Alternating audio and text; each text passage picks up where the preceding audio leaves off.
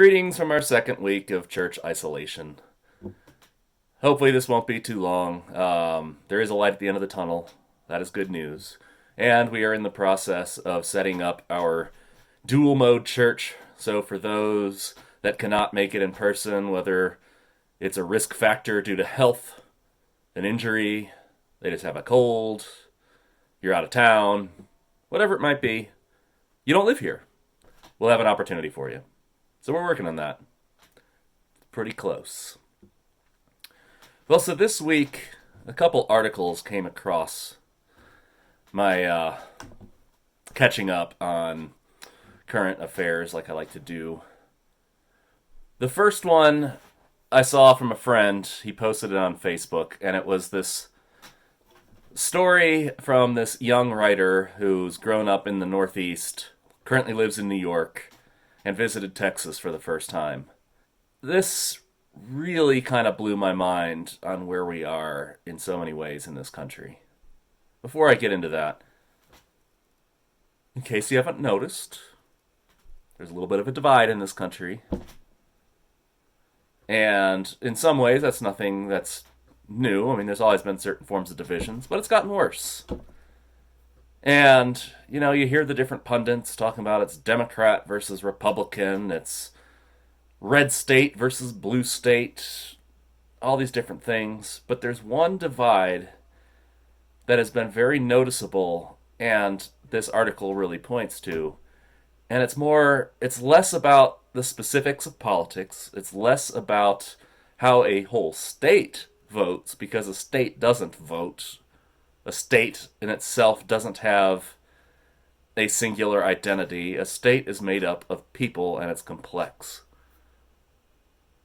And it's that there's a divide between cities and outside of the cities. You could say urban and rural, but there's more complexities to that, because you got the suburban and you got small towns. Suburban's more like the cities, and small towns generally are more like the rural areas. But that's the real divide. And it's not just a divide in how we view our politics, but it's a divide in just how we see life, period. And a lot of people from either group have not really experienced the other. And while this writer from this article on Insider, who wrote it, as a New Yorker, I'm surprised by these things in Texas. She was only going from New York City to Austin and Waco, which still fall into the city side of this. But there's already a divide here where some of her statements are, she said, while traveling from my hotel in South Austin to other areas, I noticed driving can take a while. Really? Wow. Or, I was impressed by the variety of food options I found in food trucks across the city. Wow. And lastly, apartments in Austin were much larger and more affordable compared to one-bedroom apartments in New York. If this was an article written to New Yorkers, I could totally see this as someone leaving their area and seeing a different city and saying, here's what it's like. But this is a international publication, speaking something that should be painfully obvious to most of us, in that places are different. And smaller cities are not like the major cities of LA and New York and Chicago. And even more so, small towns are not like the cities. We see that divide just between Boise and up here in the West Central Mountains. So I came across another article, and it happened to be the same day I was reading these, and as I was reading both of these, it helped me realize how much this really connects to today's message. And I'll connect it in a moment.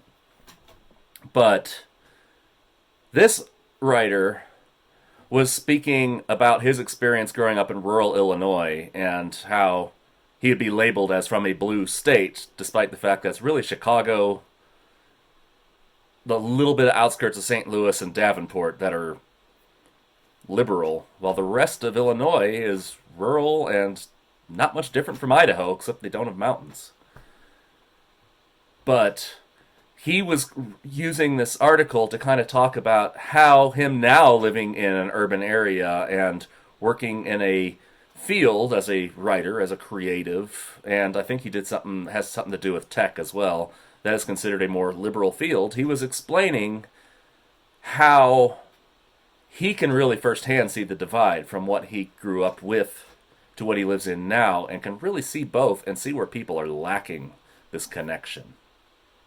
Some of the things he pointed out: cities are less than 4% of the landmass of the United States, yet 83% of our population lives in such places. Think about that. 96% of our land only contains 17% of our people. So when you see these election maps and you go, well, clearly it wasn't close. Not really. And it's actually projected to be 89% by 2050 will live in city areas. But also what he points out, and this is huge, easily 99% of our popular culture, movies, songs, television, writing, art, radiate out of these cities, these islands of a different culture. And when you consider the landmass, they are like islands. They're little bubbles. But when you consider the greater size of our population, it's a lot more than that. This is a quote from him. He says, every TV show is about LA or New York, maybe some Chicago or Baltimore thrown in. And while they did make a show about us, we were jokes. We were either wide-eyed, naive fluffballs, like you found in Parks and Rec, or, before that, Newhart, or we were filthy, murderous mutants, like you'd find in True Detective, and before that, Deliverance. You could feel the arrogance from hundreds of miles away. He also went on to say this: nothing that happens outside the city matters, they say from cocktail parties, blissfully unaware of where their food is grown. Hey, remember when Hurricane Katrina hit New Orleans? Kind of weird that a hurricane hundreds of miles across, hit New Orleans. Kind of weird that the hurricane managed to snipe out one specific city and avoid everything else. To watch the news on all these different outlets, you'd hear about the devastation of New Orleans. But the storm utterly steamrolled Mississippi, killing 238 people and causing $125 billion in damage. But all we heard about was New Orleans. This is part of that, what we're talking about.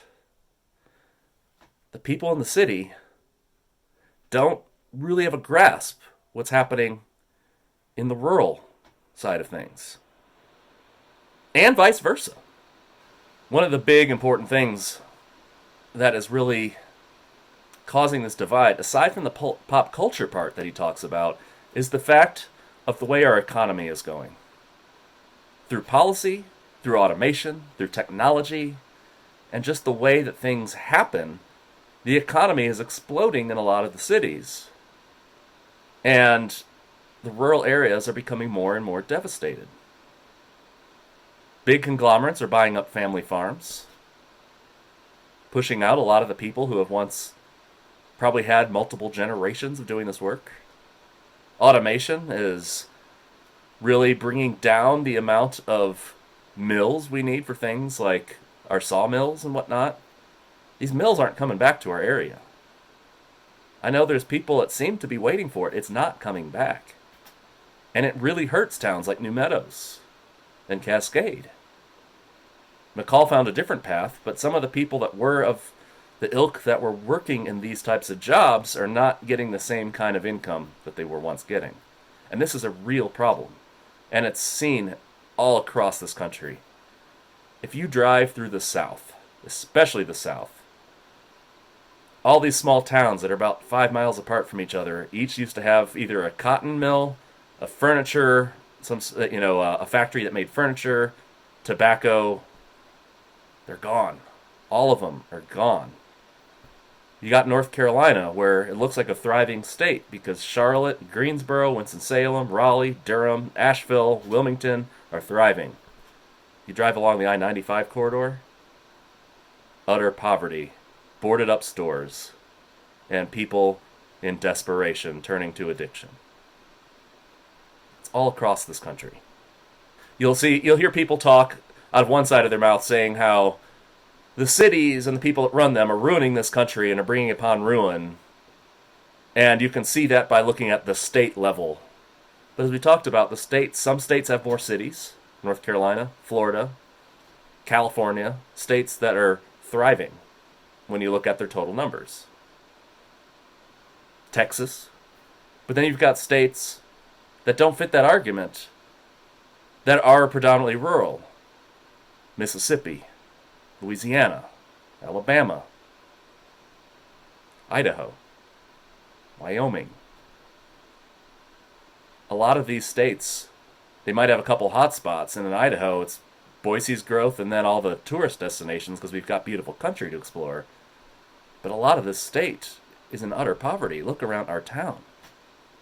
These realities are causing a clash, and neither side really understands what's happening. And as this, I'm going to paraphrase rather than say his exact words, but as this author pointed it out, if you complain about this, you will have someone well-meaning, comes from the city, probably more liberal in politics, ask you to check your privilege or to examine your race. And I'm not saying that that's not a thing. That's very much a thing. But this group who's also being affected by the same systems isn't being seen by the mainstream. And they're tired of it, and they're taking it out in the voting booth. They're taking it out in the rallies and in the way they interact with people different than themselves. And then vice versa. You've got the other people that see them as ignorant yokels who also don't understand their life, saying demeaning things, except right now it is still politically correct to make fun of poor working class rural people. There are redneck jokes galore around there, and no one bats an eye. This author stated how in the city during a riot, people burn police cars, and it'll be excused because, well, it's not their fault. They were poor, and it's the system's fault. But these same people, as he quotes, my son gets jailed and fired over a baggie of meth, and those same elites make jokes about his missing teeth. One becomes the punching bag of mainstream society. The truth is, a certain way of life is dying in this country. As I mentioned before, due to policy that favors corporations over people, through technology and just simple advancement, through the change of needs. Some of it is malicious, some of it's just the way it happens. And people are getting left behind, and they don't like their lifestyle. It's scary.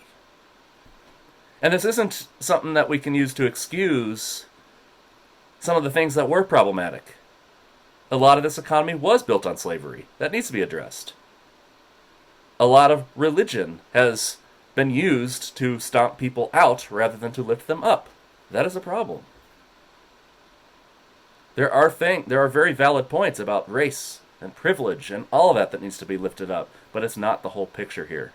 And we've got two groups of people who live in a city and people who live outside of that, many of whom have not really experienced each other's lives. And you can say the ability to experience that is rooted in privilege, and to a certain degree there's some truth to that, but a lot of this country does have the ability and chooses not to. I'm glad that this author that visited Texas got out of her bubble in the Northeast. But it showed the naivety that is across our culture. When I was a little kid, we lived in a town in Indiana that's about the size of Boise if you didn't have Nampa and Caldwell attached to it. And there were people who've lived their whole lives in this town who had never seen the other side of the town. It was pretty rampant in rural Tennessee when I lived there, for people to have not left their county.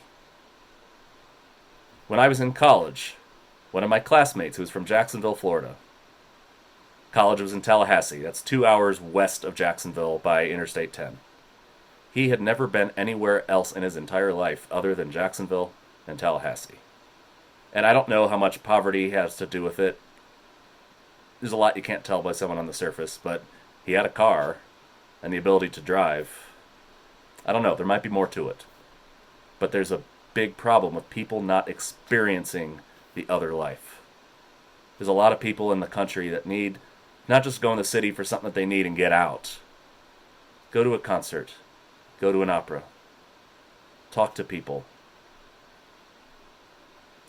Make yourself part of it and learn their experiences.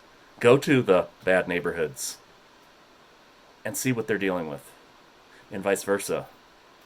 Plenty of people in the cities need to take some extended trips into the country beside their hiking trip. Talk to the people. See the rural poverty that is a reality across this country. Here's the thing. All of these parts of this country depend on each other. Without the rural parts, we have no food. Whole Foods isn't going to have its organic vegetables without a farm to grow it. The free-range meat needs a ranch. And without the cities, who's buying the lumber? Who is buying the food? Our world population shot up during the Industrial Revolution. I mean, ridiculously.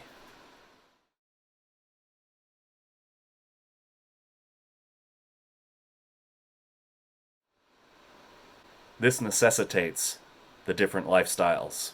These numbers cannot all be in the city or in the country. Both need both. Both are dependent. It's symbiotic. And both need to understand that they need each other. The people in the country are not going to have music to listen to, TV to watch, authors to read. They're not going to have customers. There might be small amounts of it, but they're not going to have the choice they have now. How are they going to buy their Wranglers and Carhartts? Where are they coming from? They're coming from the city. Our society is mutually dependent on itself, but we don't realize it. We're attacking ourselves. We are attacking ourselves, and we are completely unaware of our neighbors' struggles, even though they might be very much alike. You'll have the rural conservative saying, "Look at those welfare queens living off the government." Meanwhile, the top 100 counties receiving welfare benefits in this country, specifically SNAP, are rural.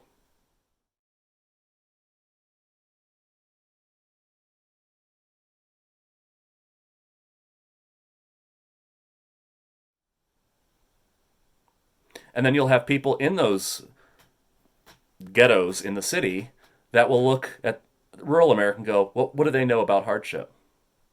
Not realizing that rural poverty looks very similar. You have two different groups of people experiencing the same problem, but seeing it from a completely different view and a completely different experience. But the problem is the same. Lack of resources. Lack of help by those who can. And it doesn't help when you have people who theoretically should know better, socially awakened, progressive people that are against racism, but at the same time, they're contributing to the very gentrification that's exacerbating the racism. We need more housing in Portland, not in my backyard. This is a real problem. These parts of society are parts of a mutual dependent being. Just like Paul is saying about the church. The church is made up of all these different parts of the body. Parts that are weak on their own. But together, they make the greater body that thrives. They say the tongue is the strongest muscle in the body. I didn't actually look that up. I remember learning that as a kid. Maybe they've changed their mind about that. But with no bone, our tongue cannot lift what our arm can because the bone the ligaments, the muscle works together for a common cause. As Paul said, the eye cannot say to the hand, I have no need for you, nor can the head to the feet, I have no need for you. On the contrary, the members of the body that seem to be weaker are indispensable. He then goes on to say, and then the members of our body that we think less honorable, we clothe with greater honor. And our less respectable members are treated with greater respect. Because our more respected members don't need this. But God has so arranged the body, giving greater honor to the seemingly inferior member. This is huge. And this is needed in our time that we are in now. As T. Denise Anderson points out, whatever the law and word of God wish to show us cannot be fully understood outside of community and healthy interdependency. This whole idea of rugged individualism is a lie that hurts us all. This is the week where Jesus speaks about how he is there to bring good news to the poor, release to the captives. This is a sign of hope. Jesus is fulfilling it. This is the enacting of Jubilee. And this wasn't just in that time. This is from then onward. And we are that body that if we are connected and working as one, we can meet these needs.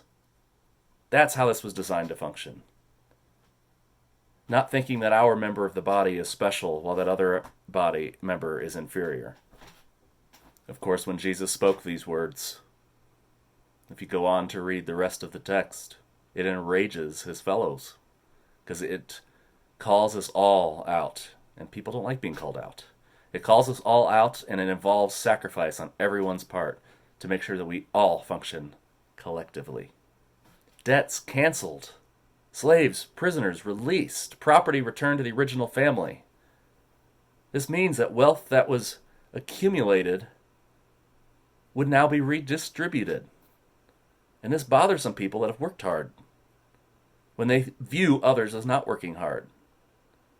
But if we view others through their eyes, we might come to a common ground and see where this works. And Jesus isn't excusing those that are being lazy off the backs of others, because he has harsh words for those people too.